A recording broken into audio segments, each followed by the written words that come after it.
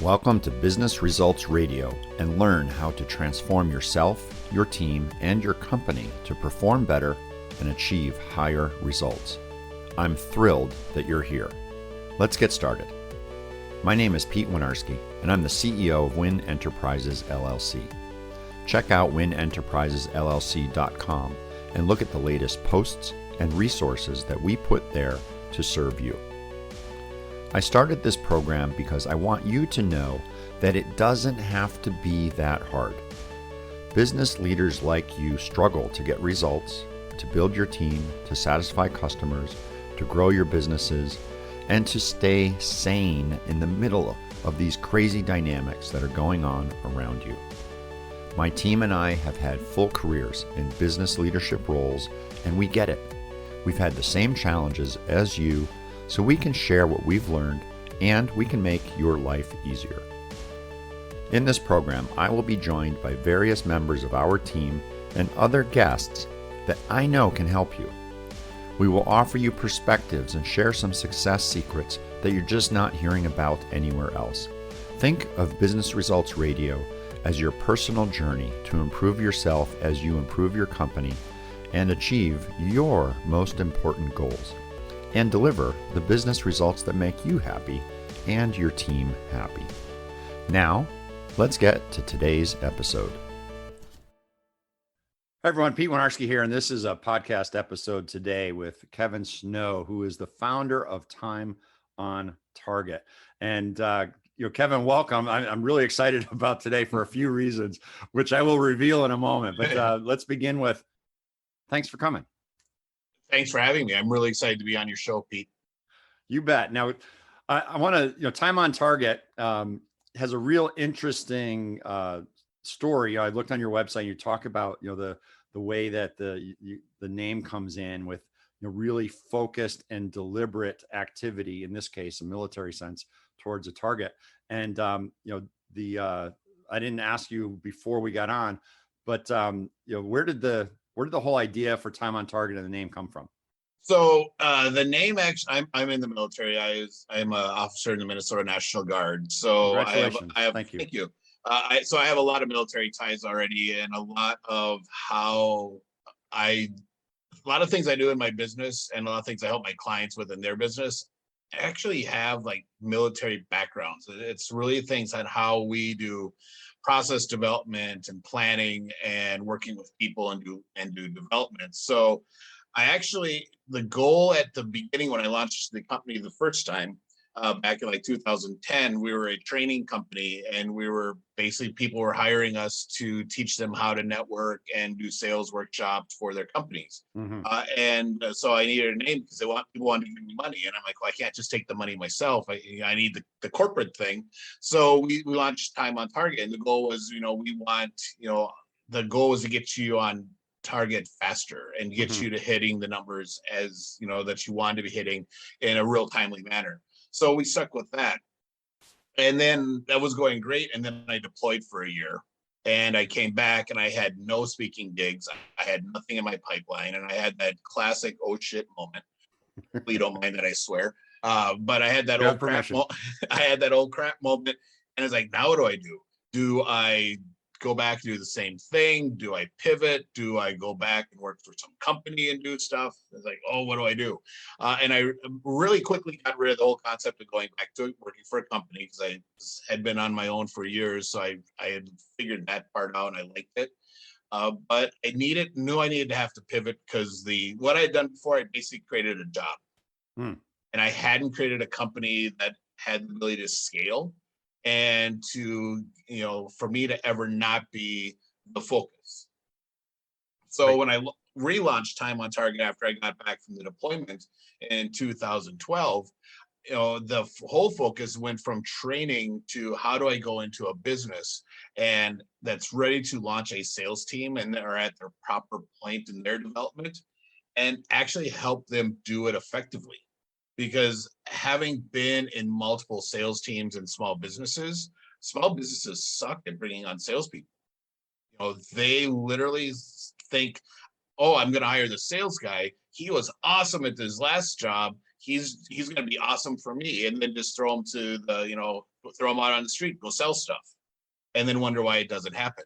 So I wanted to go into firms and really help them put together that playbook and actually launch a sales team that actually, hits the ground running and is successful. Mm-hmm. So, and I really focus on tech firms to start because that's where all my sales history was. So I understood that world. Yeah. I sold a Fortune 500 long distance and data. Was with Nextel when they launched in my market. Was one of their top sales reps. I've sold managed service provider work. I've sold Salesforce.com. So everything had a technical thing. So, the whole lots of features, lots of bells and whistles, but that's not what you need to sell. You need to go deeper. So I understood that whole concept. So I wanted to keep working with all the tech startups that were trying to grow and scale and were struggling. Mm-hmm. So that's what I did. We really focused on that and going into businesses and helping them. How do you write a job description? How do you do interviews for a sales team? Because interviewing a salesperson completely different than interviewing a dev or some other technical person. And we walked them through the whole thing. And at the end, they had a sales team of 3 people that was out selling, that was, knew what they were doing and what they were supposed to say, which was cool. But I found lots of things that I didn't like about that were really going to impact my ability to scale. One of them was the whole hiring process. Hiring 3 salespeople at a time takes a lot of hours and a lot of interviews, and I was involved in all of them. So I was like, I can only have 1 client at a time when I'm doing this until I bring on other people. I'm like, that's dumb. I had the conversation with me a lot. Are you stupid? Why are you doing that? I kept niching down what we focused on with our clients to where we're at right now, where it's all focused on business, on sales process and buyer decision process, and making sure they're matched up and in sync, and then helping the client integrate their technology. So how to use email, how to use CRM, all that other really cool sales systems. How do you make it work, a unified approach, so it's easy for the sales team or the business owner to use, but it is also effective for the prospects to maneuver through as well. And it gets them the right stuff at the right time. Right.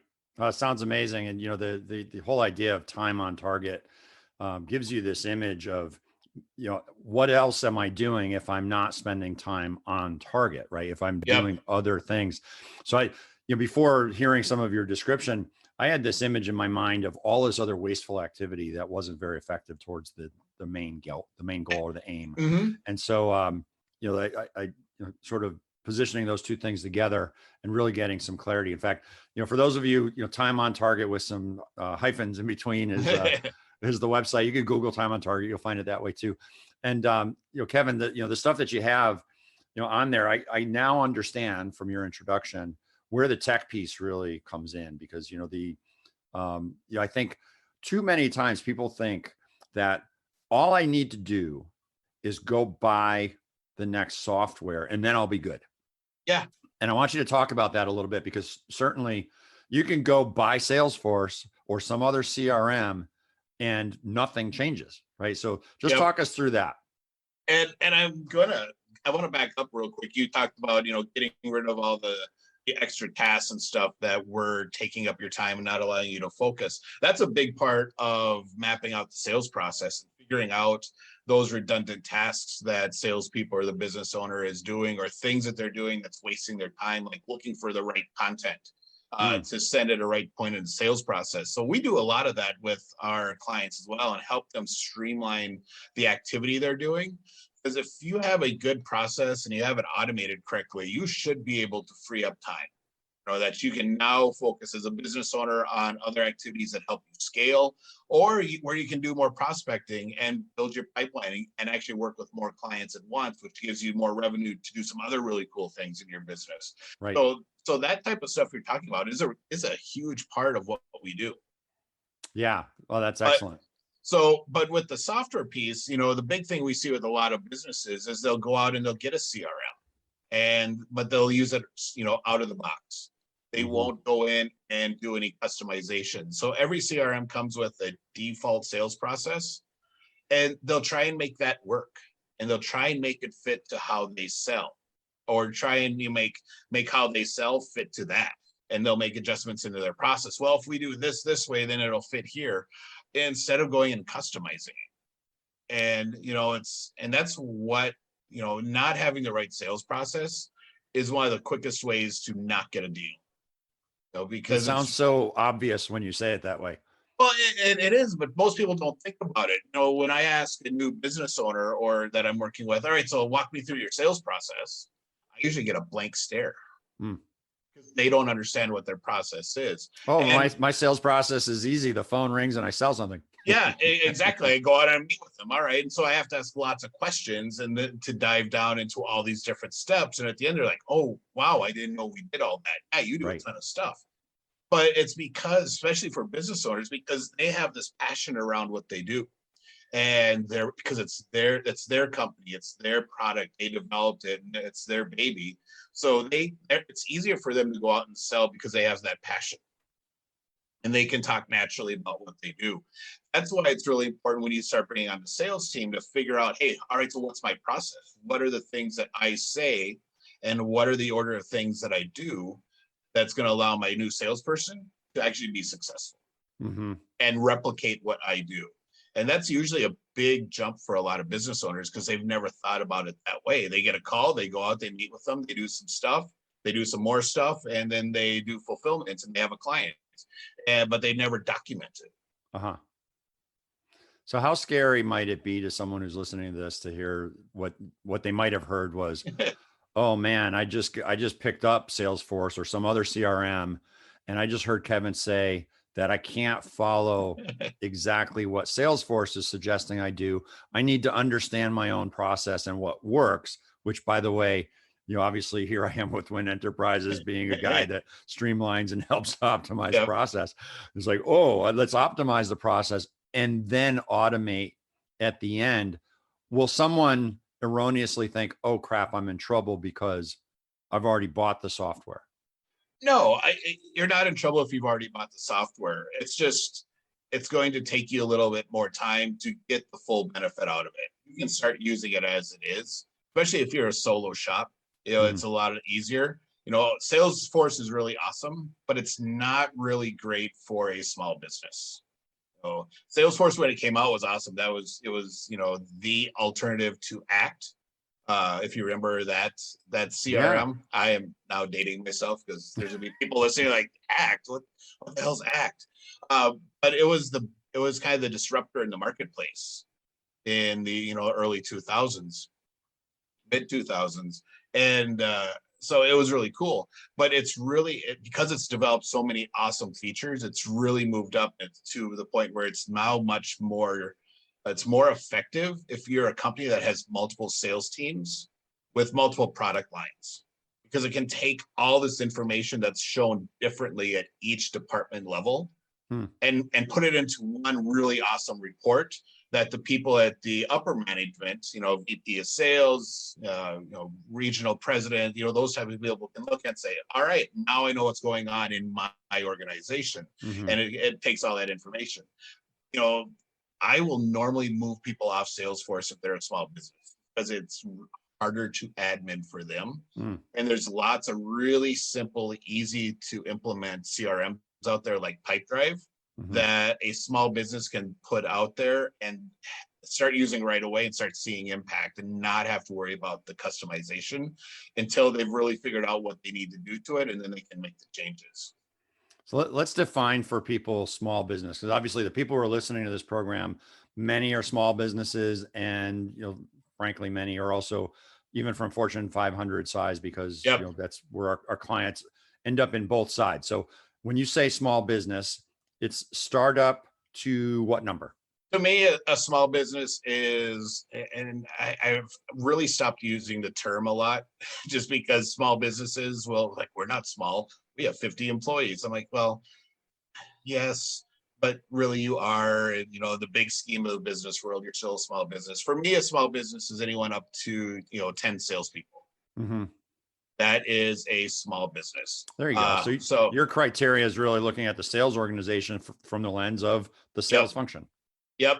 Because at that point, pretty much any CRM works for you. It's going to, it's going to have the right ability to do different seats for the salespeople. You're able to do, it's going to have the right capabilities to protect all the data between everyone. Once you get bigger than that and you have multiple teams or multiple product lines, then you want to be looking at some things that are a little bit more advanced and have some more capabilities for you that allow you to really separate and do have the individual views, but then pull everything together in a view that makes sense. So you're now that's when you really start looking at the sales forces or other enterprise level CRMs that give you those capabilities and allow you to do some really cool integrations and different things that are going to help you manage that sales team more effectively. Got it. Got it. One of the things, Kevin, I want to make sure we talk about is the email marketing side of either the prospecting side of the equation or the keeping your client remembering who you Yep. are you're after you've sold to your customer. So there's the front end after someone has raised their hand and saying, I'm interested, tell me more. Yep. And then there's the I've already bought and keeping life going. So and I just created 2 classifications of reasons to email. You might have others. So let me just turn it over to you. Talk about why email is important, even for those companies that have been around a little while, as opposed to those who are just trying to make a sale. Yeah, there's actually 3 areas that you can use email in for sales. You got 2 of them right off the bat: the prospecting and nurturing piece, and then the post sale life cycle support type interaction. But you can do a ton of really cool stuff with sales automation during the sales process. And that's why it's really, for me, it's really important my clients understand how their sales process works. And most importantly, how their buyers make decisions, and specifically what steps they go through. What are their major decision points that they make going through before they say, yes, I'll give you money, and what key questions they're trying to get answered. Because that's going to then trigger, what type of content we use at different stages of the cycle. So when I'm working with a client, we really look at 2 things. What types of communication do you send to every person that you have a sales meeting with, and it's redundant, and we can automate. And then what are the tasks that you're doing that you do over and over that we should automate as well? So, are you entering data into multiple systems? Are you writing the customer's name and all their info into 3 or 4 more systems? Let's automate that. Get data in one and then push it to everywhere else. Same with email. When I was doing the corporate sales thing, every Friday morning was all right, I'm going to send out my thank you emails. So it'd be, dear Pete, hey, it was great meeting you this week and talking about when and blah, blah, blah, blah, blah. Well, you'd stop paying attention because you're cutting and pasting from a Word document into your email and trying to just get through this list of all your contacts from the week, and you wouldn't pay attention. So now I'm sending Pete an email that says, hey, Susie, it was great meeting with you. Right. And you lose all the customization, the personalization, even though you're doing it by hand.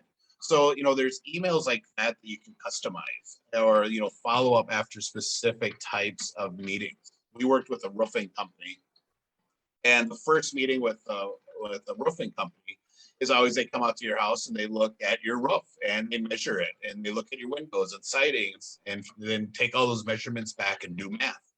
So we did for them right after they got done with that meeting, the sales guy or the owner would mark that meeting complete in their CRM, and they would automatically trigger an email to that client with a checklist for how to make sure you weren't getting scammed by your roofer.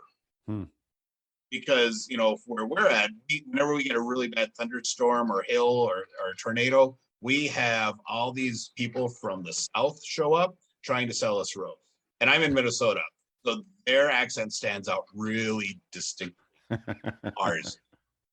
So it's all these fly-by-night companies showing up just to sell a bunch of roofs and do some work, and then they disappear and they go to the next storm. So, it's a big thing, especially for certain sectors of our population that they don't know if they're getting a good deal and it's a good choice.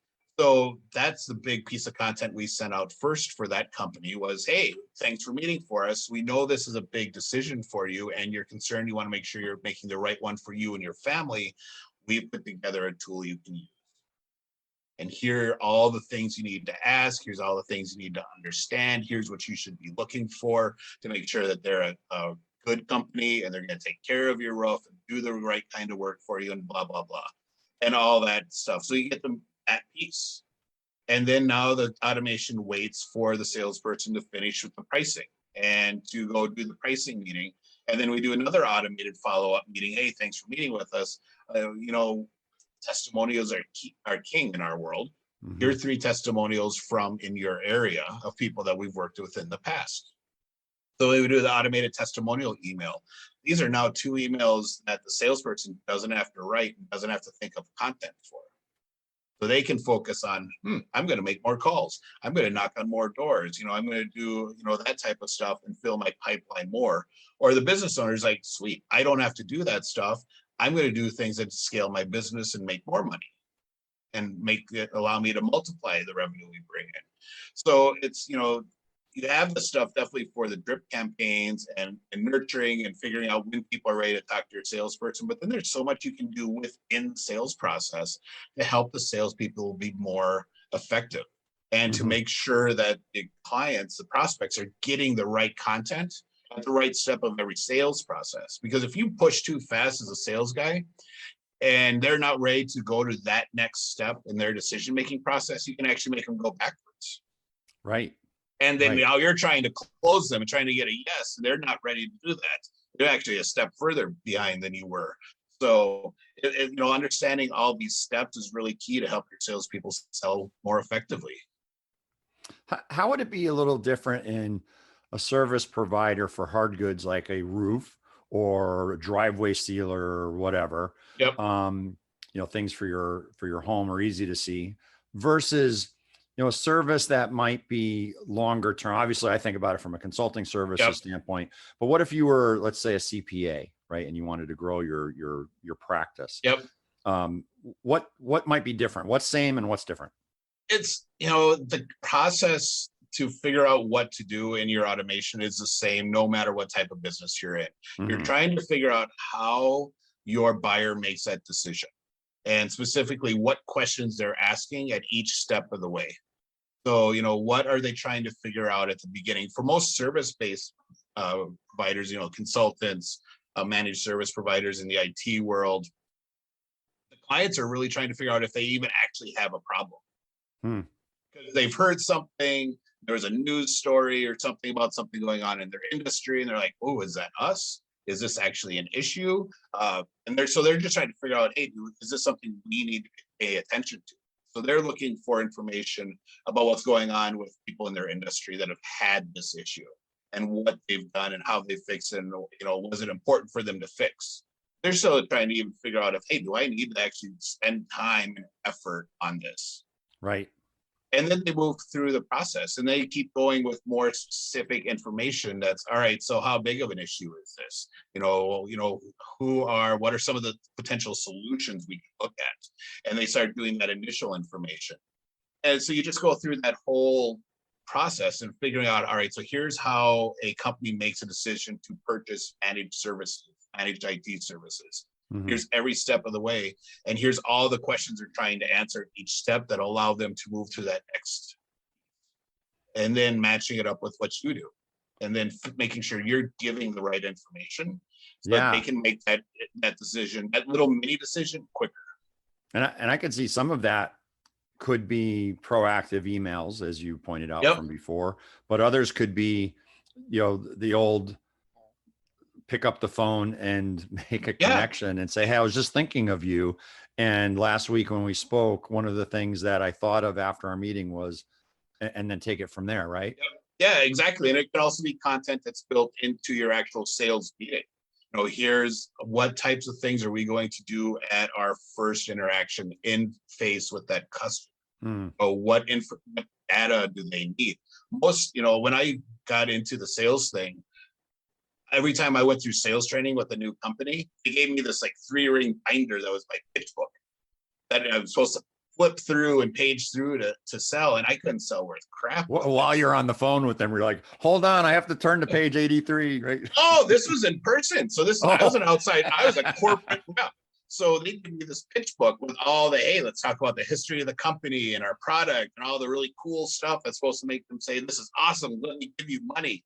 But it never worked for me. I couldn't sell with that to save my life. It was when I started figuring out that, that first meeting with my client had to be really all about them and asking all kinds of questions and figuring out how we fit into their solution and what they actually needed and how we could actually help is when, I made the big shift in my sales. So understanding what the purpose of each of those interactions, if you're gonna, if you're a higher end service, some different software providers, managed services. If you're doing a big chunk of change that you're trying to get out of this company, you're probably going to have more than one sales meeting with them.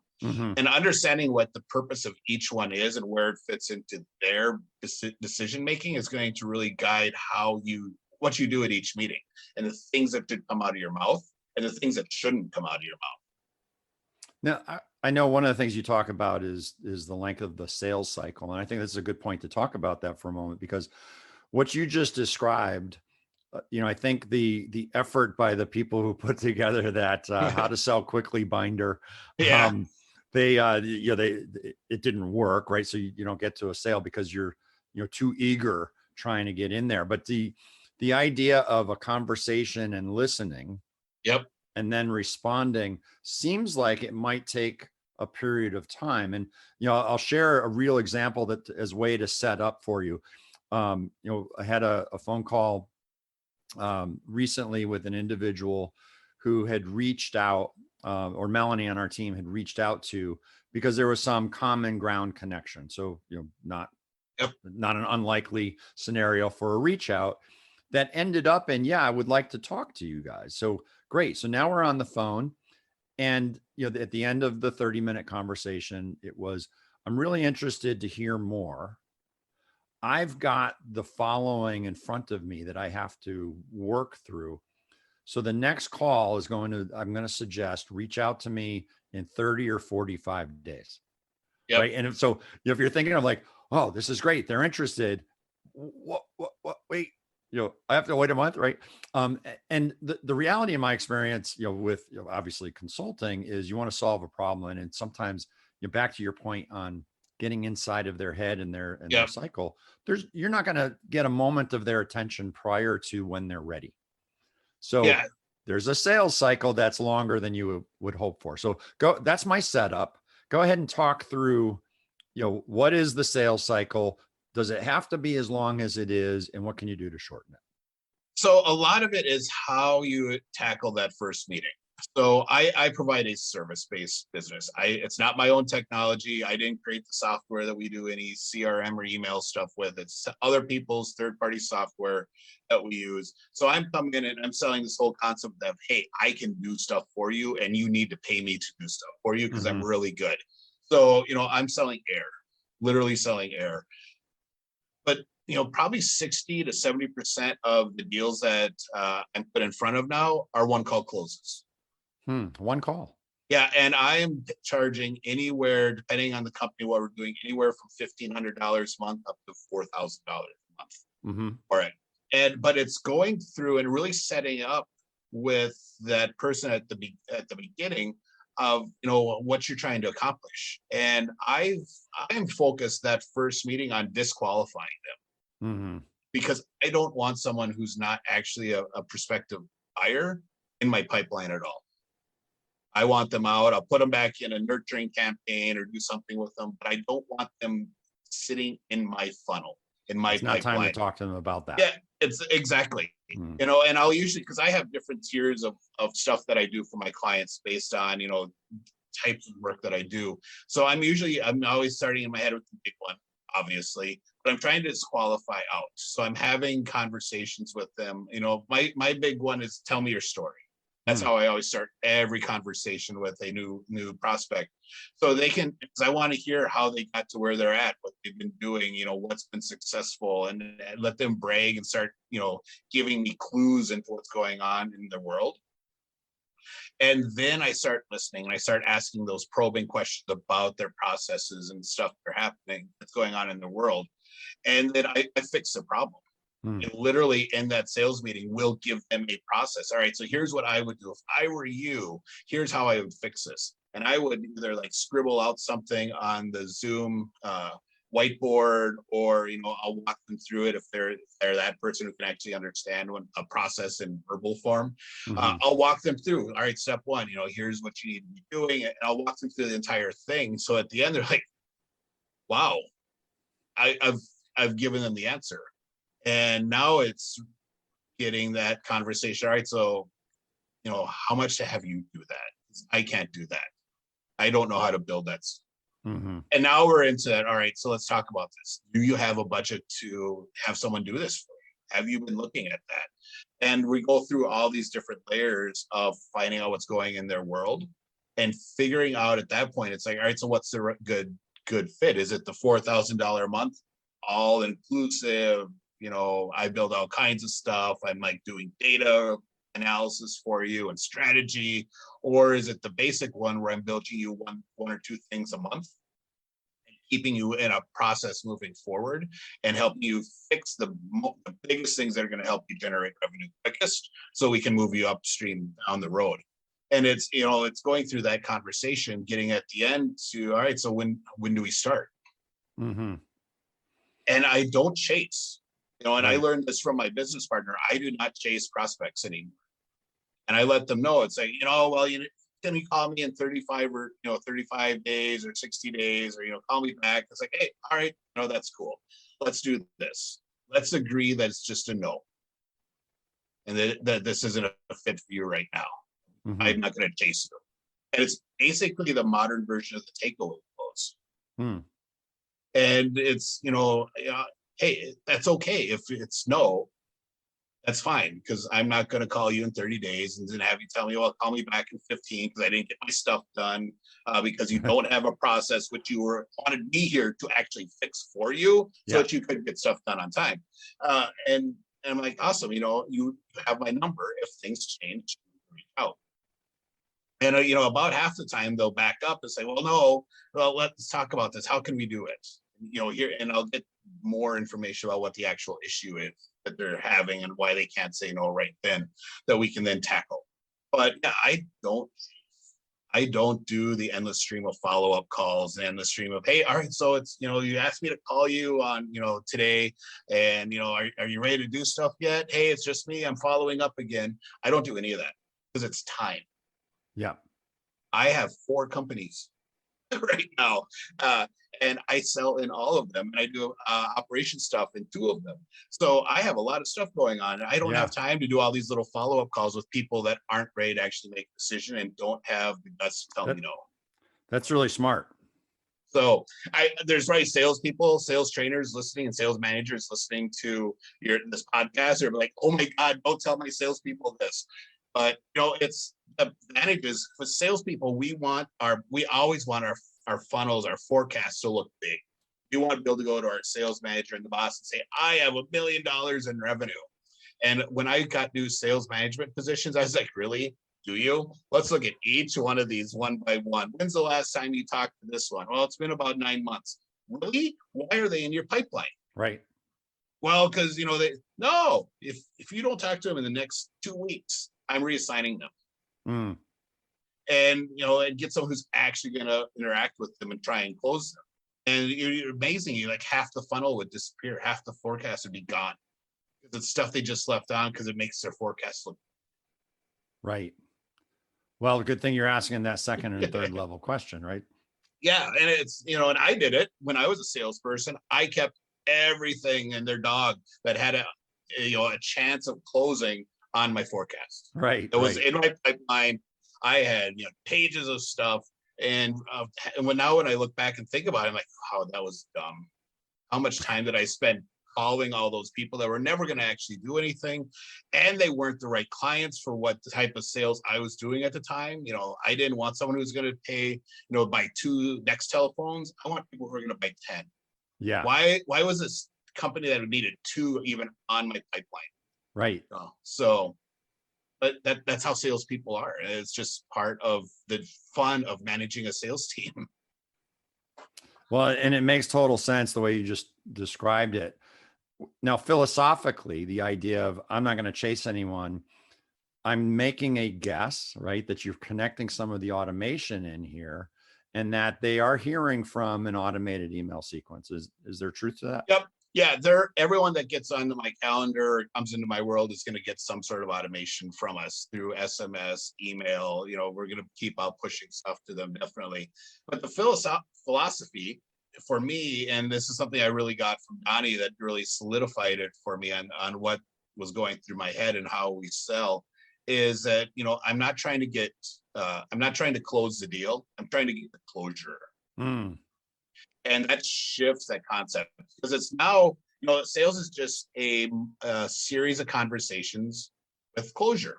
So there's clarity, you know where you stand along the way. Exactly. So like if you and I would talk to each other on like a Friday afternoon, as friends, there's always that closure to the end of the conversation. It's like, hey, I'll give you a call on Monday, or I'll see you tomorrow night at this event, or hey, let me know about this. There's always closure. There's always that next step in the relationship. Yeah. That's what sales is. So I make sure my prospects know up front that, hey, it's okay to tell me no. If at the end of this meeting, you're not a good fit for me, that's okay. You can tell me no, you're not going to make me cry. But you need to be all right if I tell you that, yeah, you're not ready for me yet, or that you're too big for me and I need to give you to someone else who can actually help you. You're going to be okay when I tell you no as well. Yeah. Well, that makes sense, because now you have permission. I mean, it sounds like you made it sound, Kevin, like, wow, sales isn't really that much of a scary thing. And yet how many people are out there, smaller businesses, especially, Yep, who are like, I don't like this stuff. I just want to do the job. I just want to execute. I just want to make the customer happy by, selling the widget or providing the service. Exactly. That's the number one thing when we do. Donnie and I have a couple mastermind groups we run, and that's like the number one thing we hear from people that are looking at joining the masterminds is they don't want to sell. I'm like, but you're the owner. You have to sell. Yeah. If you hire salespeople, awesome.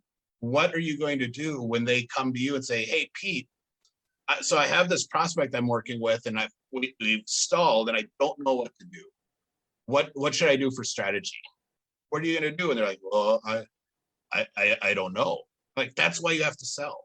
You need to go out and get dirty. You need to have the conversations. It's going to help you really fix and really get a really tight shot group on who you need to be working with, because you're going to figure out, yeah, I do not want to work with those people. Those are bad clients for me, or I love working with these. And you're going to figure out the things to say. And it's going to make it so much easier in the future to actually bring on people. Because you're going to know, hey, here's how you sell it. Here's who you need to talk to. Why are you talking to those people? They're not even remotely close to who we do business with. And it makes it so much easier for that business owner to now actually scale, because they're going to be selling. They're going to be having really great conversations. Yet now they have people who are also doing that with them. Mm-hmm. So now you have more revenue. So Kevin, paint the picture in a startup world, because I would think in a startup, you've got a business owner who's got a small team. They're under-resourced. They're desperate for revenue, right? They need that next dollar, right? And notice I deliberately use that language because that's how they feel. Yep. And here you are setting a tone that's slightly different. So does anything modify for a startup, or what would you advise a startup leader to do? So 2 things. The startup leader, your number one responsibility is business development. You are the face of your company. And I royally screwed this up when I did the major pivot with Time on Target. I did the big pivot. I'm like, I'm going to have consultants, and I'm going to have this really cool firm. And I was building a culture deck and a website and marketing stuff and doing all the cool CEO things that sounded really great when I was talking to other people who were like in business ownership roles. It's like, yeah, we just published our new culture deck, blah, blah, blah. But it wasn't actually generating revenue. Mm-hmm. I had to get to the point, it's like, crap, I've used up my deployment money. I need to go sell something. Mm-hmm. And I need to find paychecks. So then it's like, I got to do business development. All the other stuff stopped. So as a small business owner at a startup, especially if you are brand new and you just had this idea, it's like, we're going to do this thing and it's going to be awesome. You need to start having conversations. Go out and talk to people and start pre-selling the stuff before you even have a product. But that's how you're going to determine before you've spent way too much money or gotten people to give you money because they think it's a cool idea as well, to test your market. You get to go out and say, oh, hey, I'm looking at doing this thing, and I think it'd be awesome for your industry. I'd love to ask you some questions.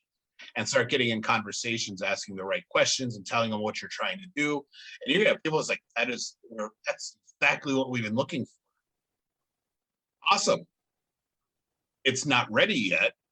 Right. But we're looking at having our first beta in like 5 months. Could we would you love to be a beta for us? Yeah.